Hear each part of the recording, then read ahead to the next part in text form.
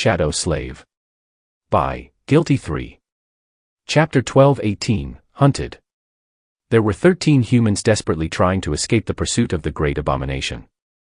Or rather, there had been. Without anyone noticing the reason, one of the masters stumbled and fell.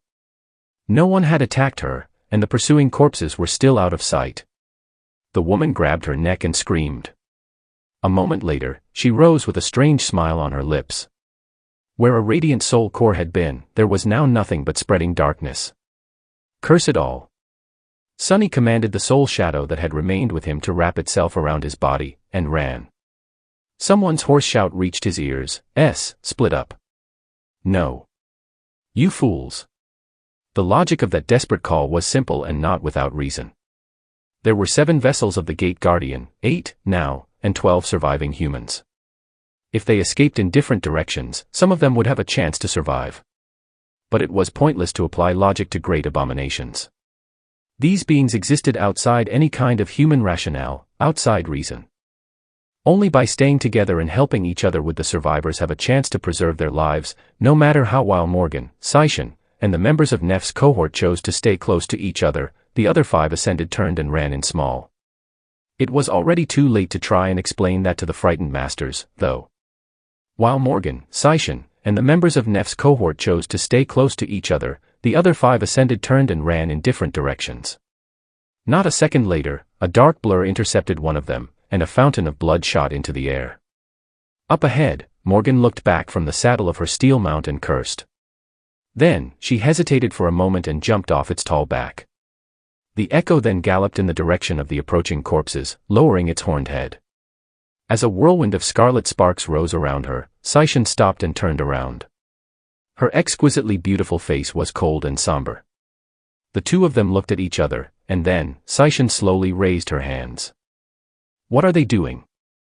Jet was riding Nightmare, so she was far ahead of the rest of them. Effie was maybe the fastest runner among the group of survivors, so she was ahead of the pursuers, as well. Only Sunny and Nephi's were falling behind. As they ran, Nef's eyes shone with white radiance. She briefly touched Sunny's shoulder, and he felt the nurturing warmth of her flames pour into his soul and body. Instantly, their speed increased. It was still not enough, though. Through the shadows, Sunny felt something swift flying toward some of his remaining essence and dodged the attack through 10:04 Shadow Step. Him from behind. The shadows he had sent to scout were still moments away from reaching him. He knew that he had to use some of his remaining essence and dodged the attack through Shadow Step. Before he could, however, Seishan outstretched her hands, bringing her thumbs and index fingers together in a perfect triangle. Then, a drop of dark crimson liquid suddenly materialized in the air within the triangle. Looking at it, Sunny suddenly felt a hint of unknown awe brush against his heart. The drop of blood swirled, and then, the whole world was suddenly painted in shades of red. What? What is this? Sunny did not know what the daughter of the Queen of Worms was doing, but he felt as if something vast and terrifying silently moved past him, and then enveloped the white sands of the desert. There were screams.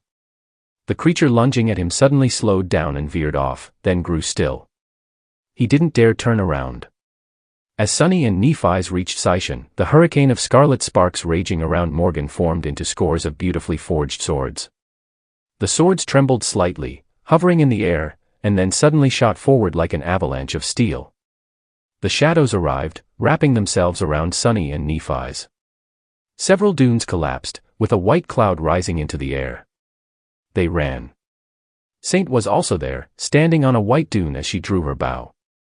Behind them, a cacophony of noise exploded, and the sand shifted. Several dunes collapsed, with a white cloud rising into the air. They ran. Hurry up. Damn it all. That thing is still behind us. Stop. Look there. Sunny cursed as he threw himself to the ground, hitting the sand to slow down. The sun was setting, and they were still running as fast as they could. His exhaustion had long transformed into something much more dire and primal. Sunny had not even known that an ascended body could be that drained of everything. Neither the augmentation of the burning shadows nor the tenacious nature of Bloodweave were enough to overcome the terrible fatigue anymore. Even though he had to stop for a dreadful reason, he still welcomed the short moment of falling onto the sand. A split second later, though, Sonny had to push his battered body into a roll and jump back to his feet. Curses! Miraculously, they had managed to escape all but one of the taken corpses. The last one still pursued them, never letting the group, now reduced to only 7 people, stop and rest for even a minute.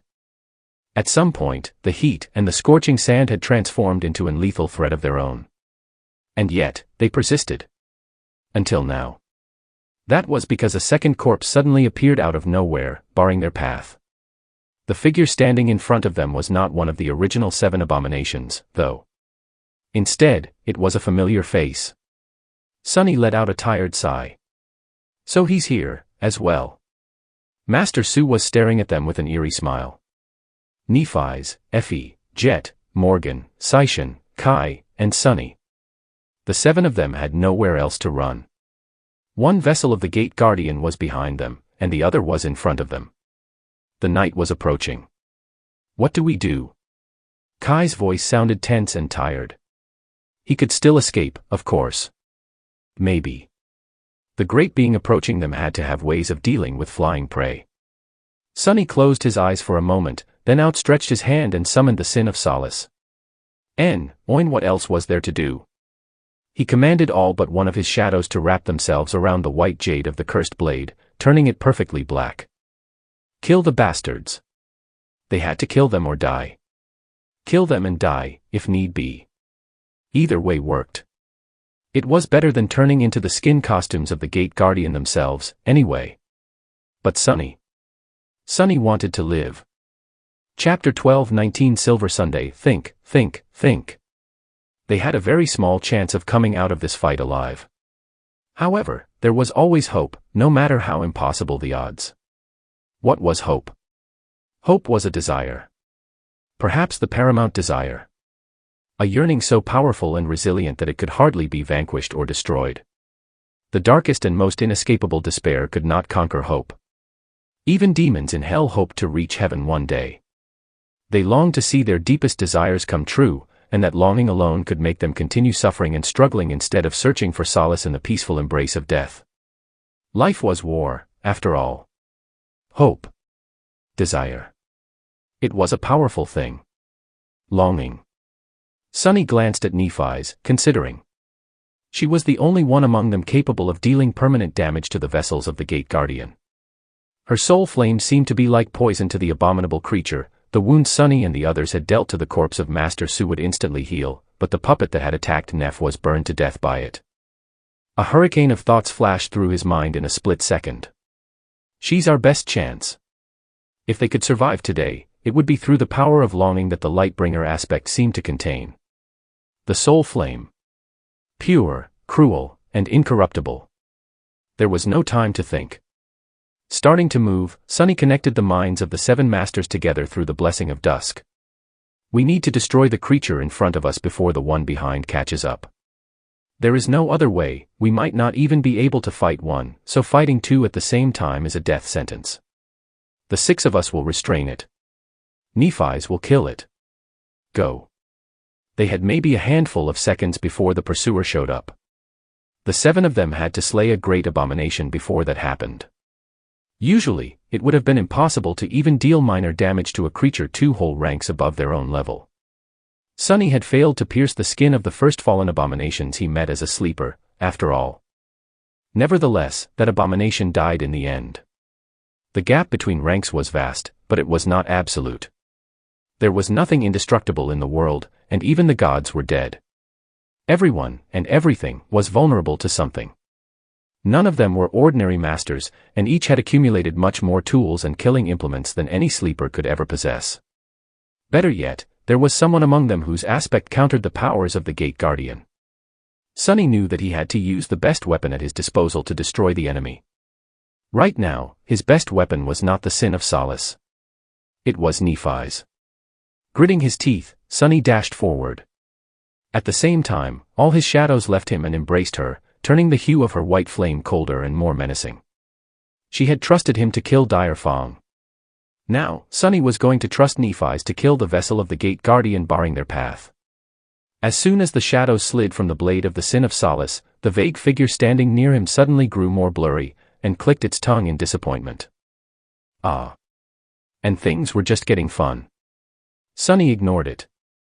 There was no need to discuss anything, everyone knew what they had to do. All 7 of them lunged at Master Su. It was hard to attack a single target without getting in each other's way. And yet, they managed. A black arrow pierced one of his eyes, followed by a white one that destroyed the other. The corpse's head jerked back. At the same time, an iron rain of shurikens shredded its chest and right shoulder, almost severing the entire arm. Jet knew that her power was not enough to damage the creature's soul. Abandoning her most feared ability, she aimed to reduce the creature's mobility instead. Effie's transcendent spear shot toward one of Master Su's knees, while Morgan's sword flew at another with lightning-fast speed. Saishin's claws sank into his left shoulder and elbow, tearing both joints apart. The Sin of Solace hissed through the air as it fell on the creature's head. Their task was to slow the Gate Guardian down and allow Nephi's to deliver the fatal strike. But as the 2 arrows exploded from the back of Master Su's head in a fountain of blood and brain matter, his eyes had already restored themselves, burning with malice and glee. The shurikens fell into the sand as the flesh mangled by them rippled and was immaculately restored. The corpse took half a step, and both Effie's spear and Morgan's sword somehow missed. Saishin's eyes widened. Sunny cursed under his breath. Damna. The corpse exploded forward. Effie's shield shattered as she was thrown back. Saishin fell down, sharp shards of bone protruding from her broken arms. Morgan blocked with her sword, but the sword burst into countless steel shards. She was sent flying in a whirlwind of scarlet sparks and blood. Sunny barely avoided having his neck sliced open by falling into the shadows. The creature refused to be slowed down. And Nephi's was now alone, face to face with it. Tyan. Her radiant sword shot forward with unimaginable speed, its vicious blow enhanced by the full force of the soul flame and the 5 shadows. However, Master Su simply raised his hand, catching the incandescent blade in a fist and easily shattering it. The fingers of his other hand wrapped around Nef's neck. For a moment, everything seemed to stand still. Sunny was emerging from the shadows, but he was slow, too slow. Too slow to change anything. Then, Nef's neck snapped like a twig. Her body grew limp. His mind was empty. For a split second, everyone froze, petrified. In that moment of shock, Nef's hand rose and grabbed the creature's wrist. The sparks dancing in her eyes suddenly ignited, turning into 2 blinding stars. White radiance shining through the gaps of her broken armor became larger, hotter, and infinitely brighter. She was like a mass of blinding silver light, not too different from the merciless white sun that burned in the scorched sky. A moment later, her radiance exploded into a flurry of flames, which swallowed both her slender silhouette and the abominable corpse of Master Su. Suddenly, the unbearable heat of the desert seemed mild and cold. Chapter 12:20 Indestructible. A towering bonfire of pristine flames enveloped both Nephi's and the vessel of the Gate Guardian, rising high into the sky. It bloomed like a beautiful white flower, suffused with both brilliant radiance and incinerating heat. The soul flame burned so hot that, for a moment, Sunny actually felt dreadfully cold, as if he had been transported back to the frigid fields of the Antarctic center. With a curse, he staggered back, fell, and rolled away. Hell! Nef's flames could be warm and nurturing, healing, and purifying anything they touched. But they could be ruthless and ferocious, destroying everything in their path. Sunny knew that he would not survive a plunge into the blossoming bonfire. He might have shared a bond with Nephi's, but he did not share the lineage of Sun God with her. Even then, Changing Star was not immune to the destructive fury of the fire. She was only capable of being locked in the cyclic agony of having her flesh burned, restored, and then burned again without dying. He thought that he heard a distorted shriek escape from the flames, but it was swallowed by the dull roar of the immolating blaze. Nephi's and the abomination were in the center of the dire conflagration, their figures obscured by its radiance. He did not know what exactly was happening there, just that only one of them would emerge from the flames alive. The sand around the white bonfire was already melting, soon to turn into black, brittle glass. Curse it! Sunny could not allow himself to be concerned about Nephi's right now. Because while she had dealt with Master Su, at least temporarily, there was still another vessel of the great abomination coming after them. Jumping to his feet, he spun around. Saishin had both her arms wrenched and cruelly broken, while the extent of Morgan's wounds was unknown. Effie had received a blow from the Gate Guardian, as well, but her shield had protected her from harm, at the cost of being destroyed. So, only Sunny, Effie, and Kai were left standing. And Saint. He senses the movement of shadows. Here it comes. A dark blur flashed across the desert, lunging at them from behind. As it did, Effie's spear collided with it in midair. The huntress had tossed it with terrible speed and precision, catching the vessel of the Gate Guardian in the chest. The whole upper torso of the taken corpse exploded, instantly pulverized into a ghastly stream of viscous crimson liquid. Propelled by inertia, the mutilated corpse flew several dozen meters forward, the crimson stream stretching behind it as if suspended in the air. Then, however, the liquid was pulled back and reformed into a before it could. A flaming arrow hit the half-formed corpse and exploded, obliterating its entire left side. Human silhouette, still a split second away from turning back into flesh. Before it could, a flaming arrow hit the half-formed corpse and exploded, obliterating its entire left side. The Gate Guardian was not disturbed. The mangled corpse calmly walked forward, its flesh already growing back. Its shattered ribs were assembled from bloodied fragments, and its bared heart grew whole before starting to beat once again. One mocking eye had already appeared from the liquid mess of its destroyed face. Sunny felt a chill run down his spine. What? What the hell? The sight in front of him was so terrifying that it almost appeared ridiculous. Greeting his teeth, Sunny dashed forward. He was not in good shape. In fact, his state was terrible. Not only was he utterly exhausted, sapped of all energy by the merciless heat, and low on essence, but he was even devoid of the support of his shadows. It had been a long time since Sunny had to enter a serious fight without being augmented by at least one of them. Without their familiar enhancement, he felt slow, fragile, and weak. Doesn't matter. It's do or die. The Sin of Solace laughed, amused by his defiant resolve to give it his all. No, no. It's just die. Sunny and Saint arrived near the vessel of the Gate Guardian at the same time. Acting as one, they attacked the creature from different sides. A sword made of darkness and a sword made of immaculate white jade struck in unison, aiming to prevent the corpse from taking another step. Somewhere behind them, Morgan rose from the sand with a groan. Her sword was destroyed, but she didn't seem to care. Her vermilion eyes blazed with murderous fury, and the Princess of War shot forward like a piercing arrow. Saishan's eyes rolled back, revealing a different pair of pupils, these ones inhuman and monstrous, surrounded by a sea of red.